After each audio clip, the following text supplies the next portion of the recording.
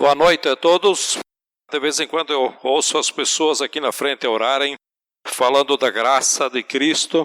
E sábado retrasado nós tivemos casamento e pude ouvir o Duda falando durante a palavra que ele levou para o casal, falando sobre a graça também. Para mim é uma alegria poder falar sobre a graça. Eu amo isso, eu gosto disso. E hoje eu vou falar de novo sobre a graça. E vai ser a última vez esse ano, tá? Pois talvez o ano que vem eu não quero cansar muito vocês. Mas se tem um assunto que eu amo, eu gosto, é falar sobre isso, porque eu fui alcançado pela graça. E eu levei anos para demorar sobre a questão da graça. Anos. Então eu faço isso com alegria, com amor, com prazer. Vamos abrir nossas Bíblias em Efésios capítulo 2. Hoje eu quero falar de uma forma bem simples, bem fácil, que até você lendo esse trecho, você vai entender sobre a graça. E creio que talvez eu não vá acrescentar muita coisa daquilo que você já sabe. Mas é um texto que sempre podemos tirar alguma coisa daqui. O Efésios capítulo 2, versículo 1 até o 10. Eu sei que alguns de vocês conhecem vários versículos, porque vários versículos daqui são usados para o abismo ligado.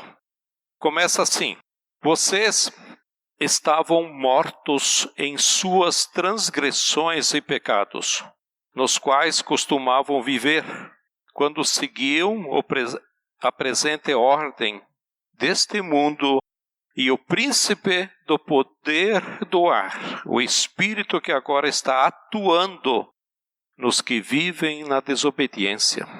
Anteriormente, todos nós também vivíamos entre eles, satisfazendo as vontades da nossa carne, seguindo seus desejos e pensamentos.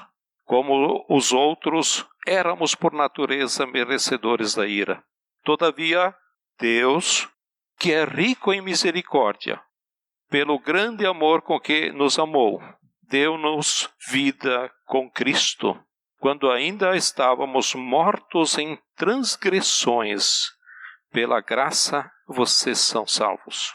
Deus nos ressuscitou com Cristo e com Ele nos fez assentar nas regiões celestiais em Cristo Jesus, para mostrar nas eras que hão de vir a incomparável riqueza de sua graça, demonstrada em sua bondade para conosco em Cristo Jesus.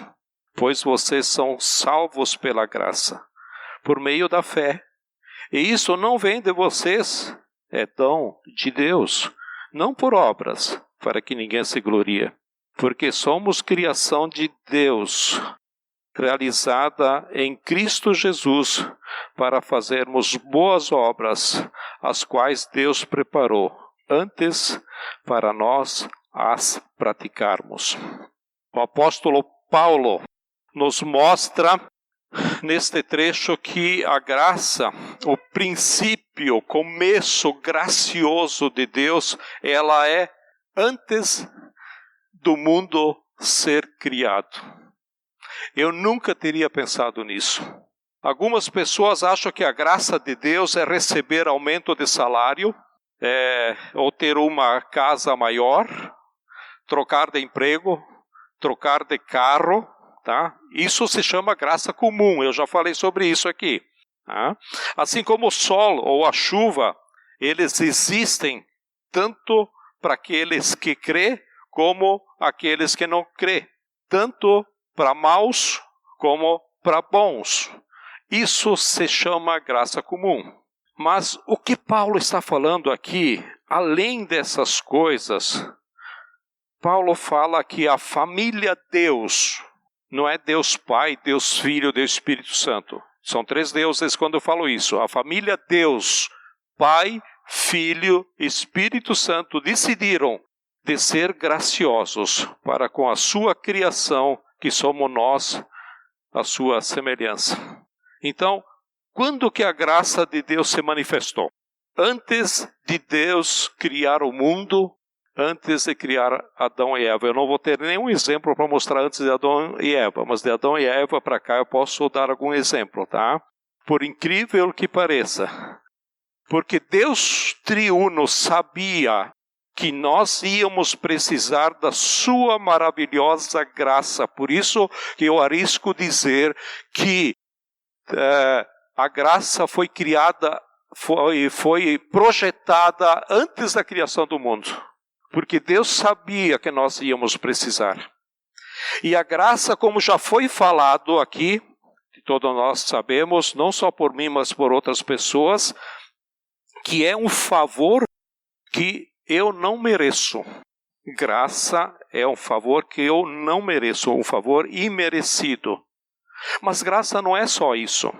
Quando você pensa na salvação, que é pela graça, a maioria dos cristãos que creem e são plenamente salvos por ela, eles sabem o quê?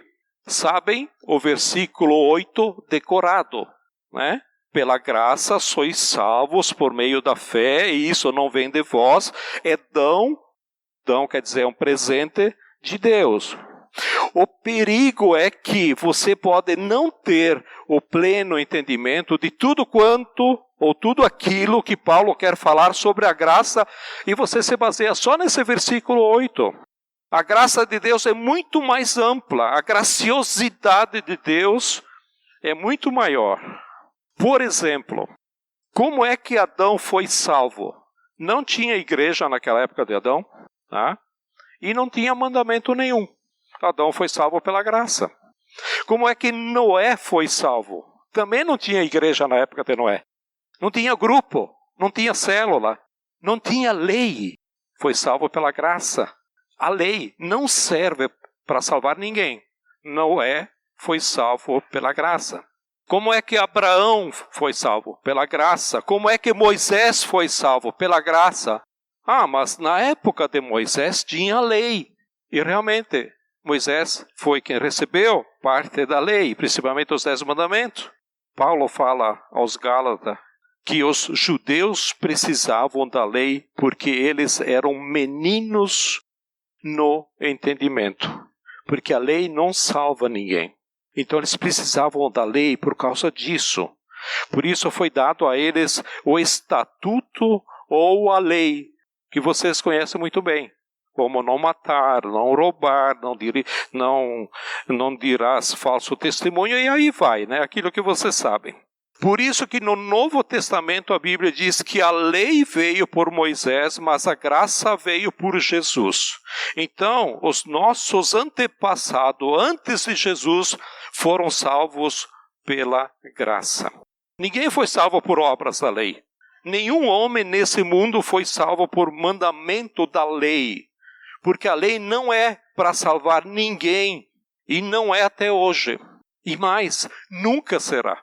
Então Paulo fala aos Efésios para deixar claro o que é a graça de Deus.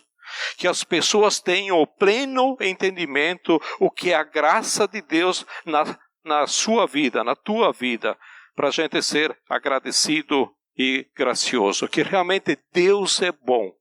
Se tem alguém ruim, somos nós. Ele começa nos primeiros 3 versículos dizendo... Qual é a situação, perguntando, né?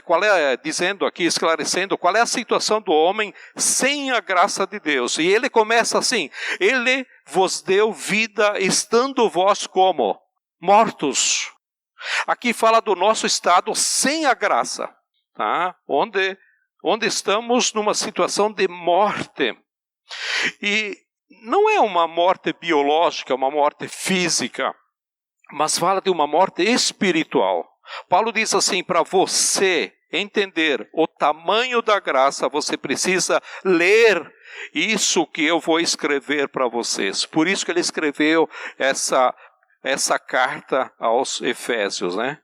Porque vocês estavam mortos, e o verbo estavam quer dizer o como eles estavam antes de aceitar, antes de conhecer a Jesus. Por isso que o verbo fala do passado. E aqui Paulo então está falando para cristãos, para quem já tinha conhecido Jesus. E aonde aconteceu essa morte espiritual? Foi quando Deus criou a família Adão e Eva e avisou eles: dos frutos do jardim vocês podem comer, de todos eles. Porém, esse aqui, do conhecimento do bem e do mal, esse vocês não vão comer. Esse não. Porque no dia em que vocês comerem desse fruto, vocês vão morrer. Adão e Eva morreram naquele dia. Eles morreram naquela hora. Ah, mas eles continuaram vivos. Eles continuaram vivos fisicamente. Por isso que Deus foi à procura deles e perguntou: aonde vocês estão? Deus foi lá falar com Adão e Eva. Adão, o que você fez? Onde você está? E aqui começa a graça salvadora. E eu não vou entrar muito em detalhes, mas Deus vai lá, faz o sacrifício de um animal, derrama o sangue desse animal para cobrir a nudez deles. É a nudez? Não. Ou seja, a nudez do pecado. Porque aqui teve o primeiro pecado. Então a graça de Deus começa a ser manifestada aqui para o ser humano. Aquele cordeiro que foi morto representava Jesus que haveria de vir mais tarde.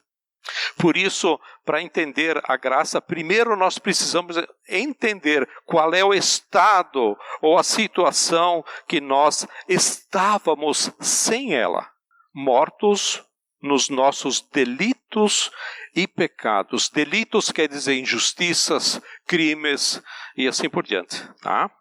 Versículo 2 diz o seguinte: nos quais andastes outrora segundo o curso deste mundo.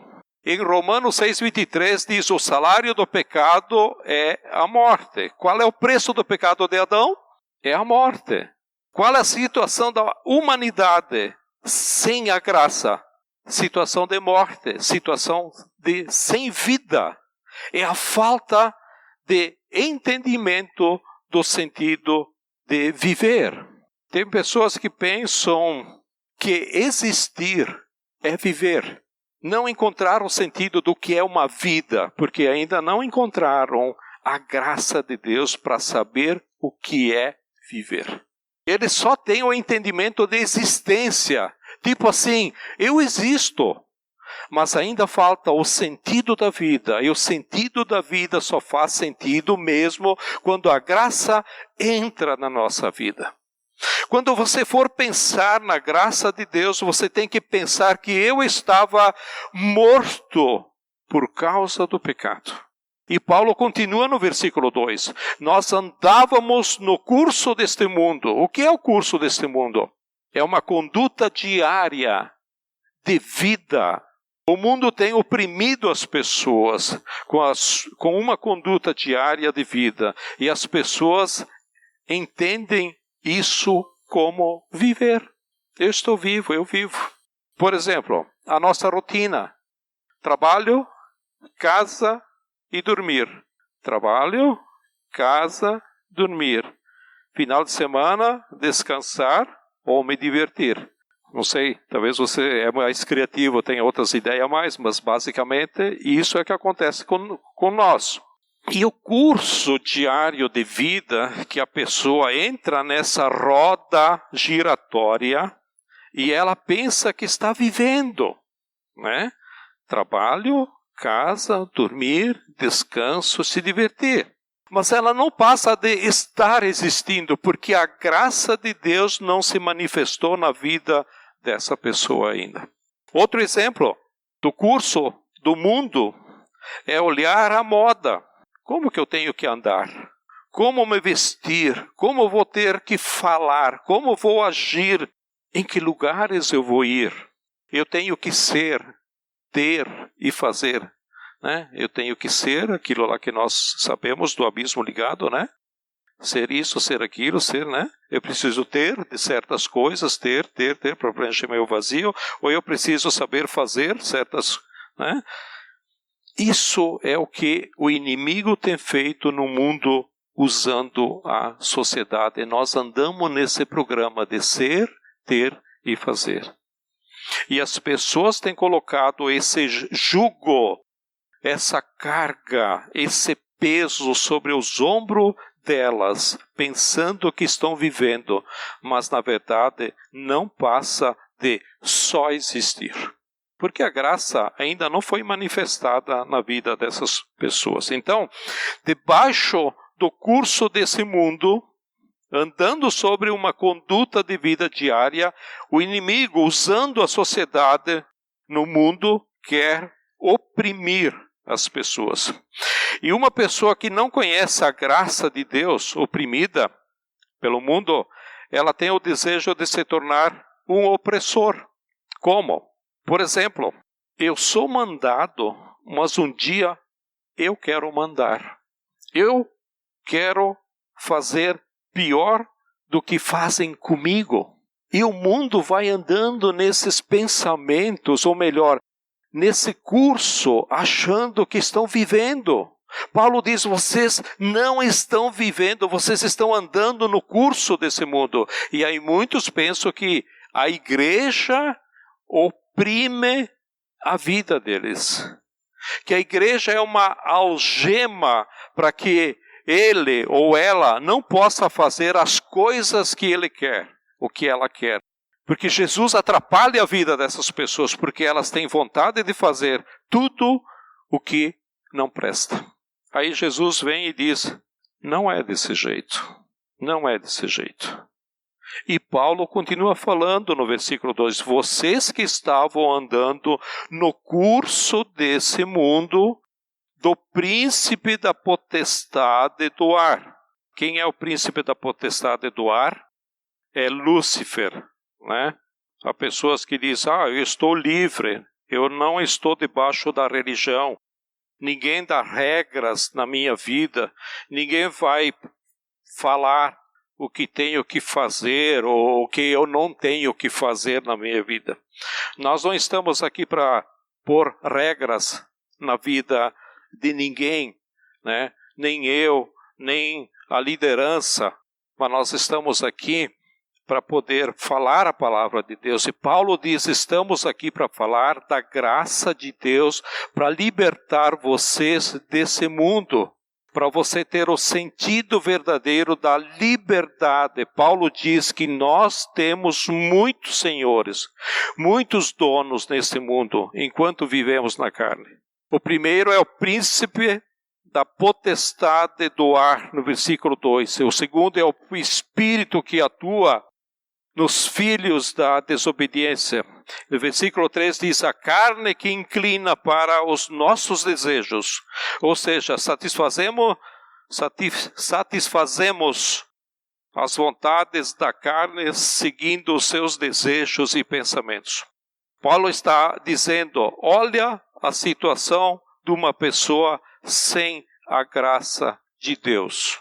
Dá para você parar e pensar como isso é sério, de como nós éramos e o que Deus fez por nós.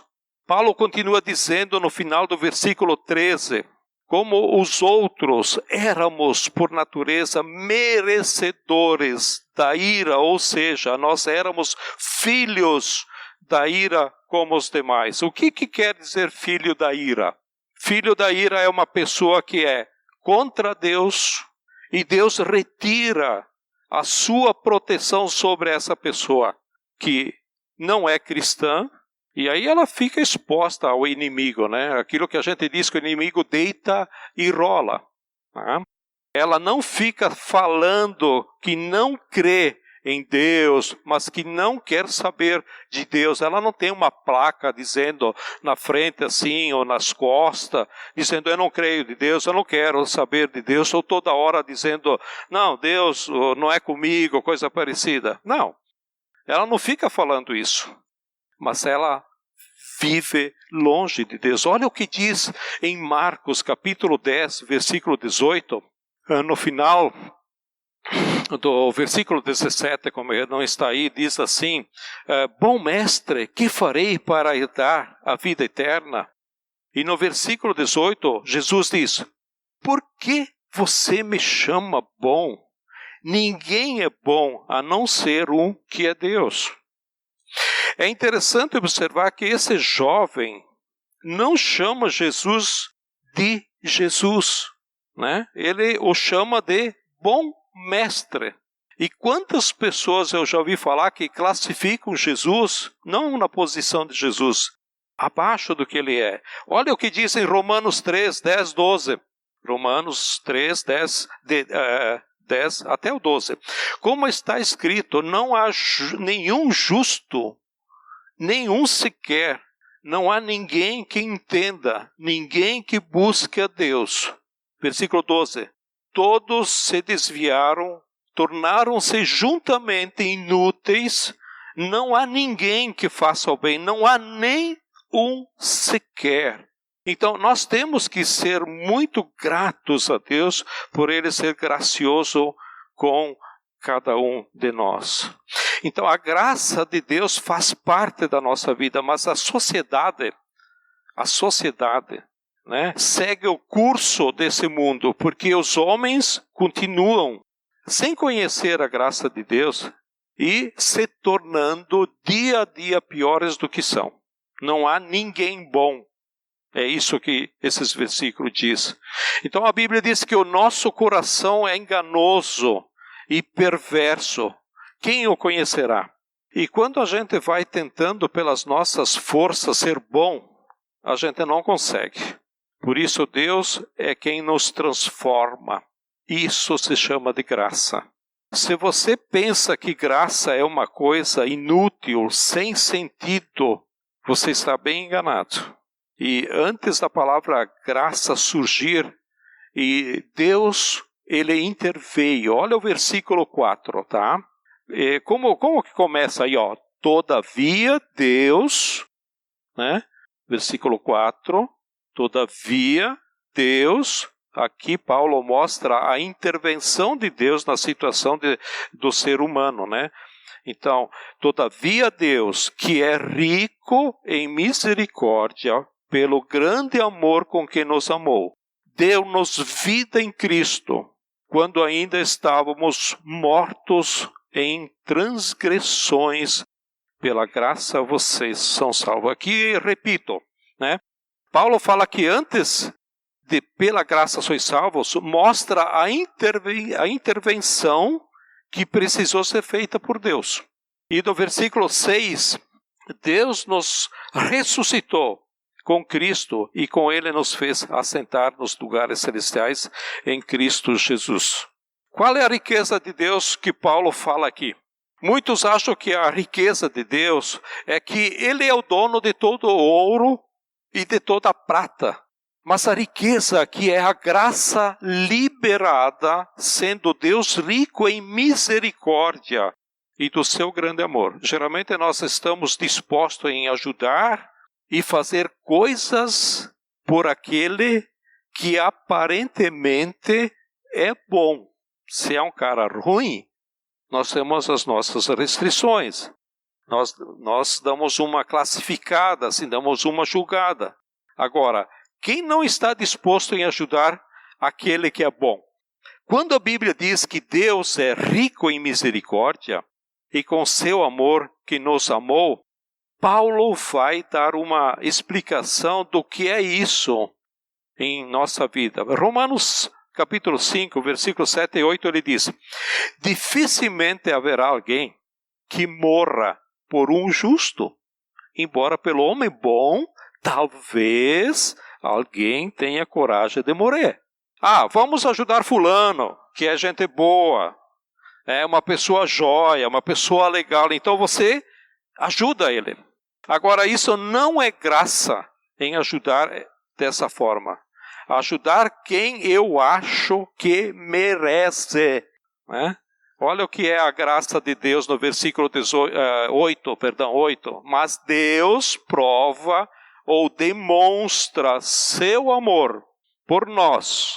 Cristo morreu em nosso favor, quando ainda éramos pecadores. Então, Deus morreu por quem? Morreu por pecadores. Aquele que acha que é bom, não precisa de Deus. Deus provou seu amor e nos deu da sua graça, sendo nós ainda pecadores. Deus não morreu pelos bons. Jesus diz que os bons não precisam de médico, mas Jesus veio para os doentes, ou seja, aqueles que reconhecem que são pecadores. E voltando lá para Efésios, capítulo 2, versículo 5, deu-nos vida com Cristo, quando ainda estávamos mortos em transgressões. Esse versículo é a declaração da ação da graça de Deus, que é o contrário do versículo 1, do primeiro. O primeiro diz que nós estávamos mortos nos delitos ou transgressões e pecados. Né? E o versículo 5, que acabamos de ler, diz que a intervenção de Deus trouxe vida a nós. Isso é a intervenção de Deus na sua graça. E no final do versículo 5 diz, pela graça sois salvos, vocês são salvos. Né? E o 6, Deus nos ressuscitou com Cristo e com Ele nos fez assentar nas regiões celestiais em Cristo Jesus. A ressurreição de Cristo é a parte completa do Evangelho da salvação, porque Cristo é um Deus vivo que nos fez assentar nos lugares celestiais. Isso aqui é uma coisa bem interessante que a gente não pensa. E às vezes nós ficamos tão miseráveis, tão pobres, tá? Nessa questão espiritual. Porque diz o seguinte aqui. Lembra que Cristo disse, onde eu estou, vocês também estarão. E Jesus está onde? Ele está à direita do Pai. E aonde Jesus nos dá o direito de estar? À direita do Pai. Isso aconteceu por causa da graça. E às vezes, eu já passei por isso, às vezes a gente quer orar e a gente não consegue orar porque a gente parece tão longe de Deus, tão afastado, parece que falta alguma coisa. Mas olha o que Cristo diz, né? Jesus está à direita do Pai, tá? E Ele quer nos levar, nos assentar na direita do Pai. Nós estamos com Ele, ao lado dEle, junto dEle. Isso é por causa da graça. E a gente chegou lá não por méritos próprios ou porque pertencemos ao grupo Aliança, assim como eu podia pertencer a qualquer outra denominação, né? Nós só vamos estar à direita do Pai. Aqui o versículo que nós lemos, Deus nos ressuscitou em Cristo, tá? Então nós só vamos estar à direita do Pai, ressuscitados com Jesus por causa da sua graça. Então é algo que nós já participamos hoje, quando nós oramos nisso, né? Por isso temos que ser muito agradecidos a Jesus pela graça que Ele nos dá. E o versículo 7 diz, para mostrar nos séculos ou nas eras que hão de vir a incomparável riqueza de sua graça, demonstrada em sua bondade para conosco em Cristo Jesus. Nas eras que hão de vir, o que vai se manifestar é a igreja de Jesus. Jesus prometeu que Ele está conosco todos os dias até a consumação do século. Isso nós estamos cientes, né? Isso em nós é a graça vindoura. É Jesus sendo manifestado, declarado, revelado, divulgado através da nossa vida. E às vezes nós não temos ciência disso. Então a graça de Deus não é só favor imerecido. Além de nos colocar nas regiões celestiais, nós temos o privilégio de torná-lo conhecido nesta era pela riqueza da sua graça. E o versículo 8 diz, pois vocês são salvos pela graça por meio da fé, e isto não vem de vocês, é dom. Dom quer dizer, é um presente de Deus. E aqui fala que nós não somos salvos pela fé. Fé não salva ninguém. Fé não é a causa da salvação. Fé é o meio pelo qual nós chegamos até a graça. Quantas vezes eu disse, a gente é salvo pela fé? Tá? A fé é o meio pelo qual nós chegamos até a graça. Nós somos salvos pela graça, ou seja, pela graça, o versículo diz, pela graça sois salvos por meio da fé. E isso não vem de vocês. O que não vem de nós? Não vem a fé, não vem a graça e não vem a salvação. Nada disso vem de nós. Nada vem de baixo para cima. Tudo vem de cima para baixo. Fé, graça e salvação não vem de nós, mas vem de Deus. Vem de Deus. Tiago 1,17 diz assim, não se deixe enganar, toda boa dádiva e todo dom perfeito vem aonde? Vem do alto, descendo aonde? Do Pai das luzes, que não muda como sombra inconstante. Então toda boa dádiva, o presente e todo dom perfeito, algo que só Deus pode dar, vem do alto, vem de Deus. Versículo 18, por sua decisão de Deus, olha, por sua decisão, Ele nos gerou pela palavra da verdade, a fim de sermos como que os primeiros frutos de tudo o que Ele criou. Esse versículo, entendemos que nada vem de nós, nada. Para mim, esse versículo me traz muito conforto. Muito conforto. Conforto e segurança na questão espiritual. Porque Ele decidiu nos gerar como frutos, filhos. Filhos, porque pela palavra dEle. Nem foi escolha nossa. E às vezes a gente empina o nariz, pensamos que nós que fizemos a escolha por Cristo. Outra vez, isso só pode ser pela graça de Deus. O 9, a salvação é dom de Deus, não de obras, para que ninguém se glorie. Ninguém é salvo por obras ou atos, ações de justiça. Por exemplo, eu fiz isso, eu ajudei a muitos, eu sou uma pessoa boa, olha, se precisar conta comigo, e assim vai, né? Versículo 10.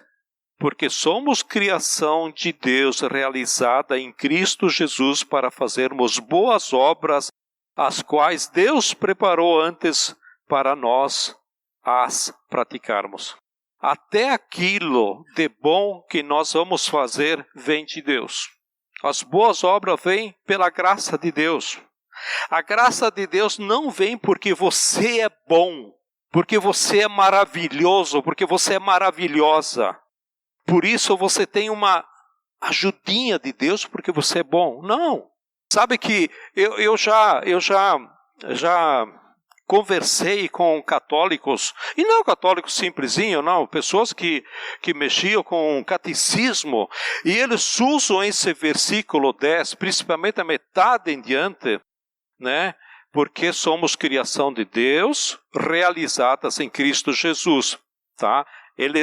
Parece que aqui eles não têm muito entendimento, mas eles pegam aqui, para fazermos boas obras, as quais Deus preparou antes para nós as praticarmos. O que você vai dizer para uma pessoa quando ela defende isso? Quando o católico defende isso, que ele faz boas práticas, e ele taca esse versículo, aconteceu comigo. Então você tem que estar preparado que os 2 versículos anteriores está falando, vamos pegar todo o contexto e não fazer uma doutrina em cima de um meio versículo ou de um versículo, né? Então, até aquilo de bom que nós vamos fazer vem de Deus. As obras vêm pela graça de Deus. A graça de Deus não vem porque você é bom, porque você é maravilhoso, né? Então, esse versículo você entende que até aquilo de bom que você vai fazer provém de Deus. Isso é a graça de Deus. Por isso temos que ser agradecidos, porque Deus é bom. Deus vai nos transformando de glória em glória. Deus vai mudando o nosso entendimento. Deus vai abrindo o nosso entendimento. E muitas pessoas têm dificuldade de entender a graça. E eu tenho procurado trazer esse assunto, porque como eu falei no começo, eu levei tempo para aprender, levei anos. E ela é muito libertadora, né? Muitos, ou até a maioria dos cristãos, querem fazer obras para serem aceitos, amados e recebidos. Os não cristãos é normal fazer isso, né? O problema é que tem cristão que faz isso porque não entendeu a graça. Se você não tomar cuidado e não entender a graça, você cai no legalismo. Porque você tenta, de alguma maneira, com o seu esforço, ter o mérito. Que a religião ensina isso. Nós somos criados, educados, batidos nessa tecla, né? E o fator que fez Deus acolher você, não veio de você, veio do Filho dele, veio de Jesus. E eu vou dar um exemplo bem simples.